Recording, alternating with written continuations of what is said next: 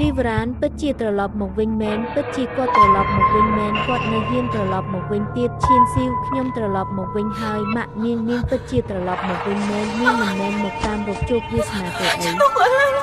កុំភ័យឆ្នោតអត់មានស្រមោលទេអ្នកមើលឲ្យច្បាស់ម្ដងទៀត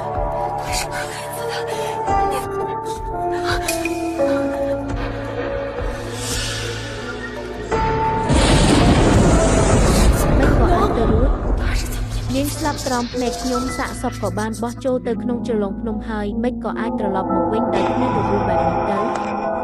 នាងពិតជាត្រឡប់មកវិញនេះប្រហែលជាមកតាមរកជោគវាសនាហើយនាងជាមនុស្សពិតប្រាកដ是人是鬼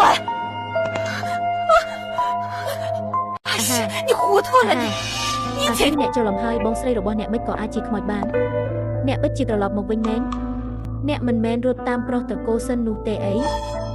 ខ្ញុំអត់ទេអ្នកពិតជាមានសំណាងណាស់លីវរ៉ាននេះក៏មិនស្លាប់ដែរដូច្នេះរឿងខ្ញុំរុញនាងធ្លាក់ពីលើអគារមិនអាចបែកធ្លាយបានទេខ្ញុំត្រូវរកវិធីធ្វើឲ្យនាងបិទមាត់ទាំងស្រុងអហរបងស្រីអ្នកពិតជាត្រឡប់មកវិញហើយលោកតាគាត់មិនសូវស្រួលខ្លួនទេមិនក៏អ្នកអាចធ្វើបែបនេះជាមួយគាត់បានម្យ៉ាងទៀតអ្នកមានចំណងអាពាហ៍ពិពាហ៍ជាមួយគ្រួសារម៉ូគឺអ្នកជាស្រីមានប្តីហើយមិនក៏អ្នកអាចធ្វើរឿងអាម៉ាស់បែបនេះបាន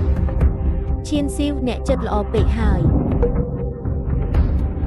លីវរ៉ានអ្នកធ្វើឲ្យលោកតាខឹងខ្លាំងដល់ថ្នាក់នេះមិនក៏នៅហ៊ានត្រឡប់មកវិញទៀតខ្ញុំមិនបានរត់តាមប្រុសទេថែមទាំងមិនបានចិត្តណាធ្វើឲ្យលោកតាខឹងដែរគឺពួកអ្នកកំពុងបង្កាច់បង្ខូចខ្ញុំវិញឈៀនស៊ីវគឺអ្នកចង់សម្លាប់ខ្ញុំហេតុអ្វីខ្ញុំល្អចំពោះអ្នកខ្លាំងណាស់កាលពីដើមខ្ញុំបាននាំអ្នកមកវិញចាត់ទុកអ្នកដូចប្អូនស្រីបង្កើតអីចឹងហេតុអ្វីអ្នកចង់សម្លាប់ខ្ញុំបងស្រីអ្នកកំពុងនិយាយពីអីហ្នឹងរឿងបង្កាច់បង្ខូចអីរឿងធ្វើបាបអ្នកអីអ្នកមិនមែនត្រូវសិនជន់បោកប្រាស់ទេអីបានជាមកបញ្ចេញកំហឹងដាក់ខ្ញុំអ្នកនៅតែធ្វើពុតចាប់ដើមមុនទៅខ្លាំងអ្នកទទួលស្គាល់ថាចាញ់ទៅមិនអាចឲ្យលីវរ៉ានឡើងទៅជួបមេទូសាបានទេអហកូនទំលអស្ចារ្យបិទមាត់ទៅ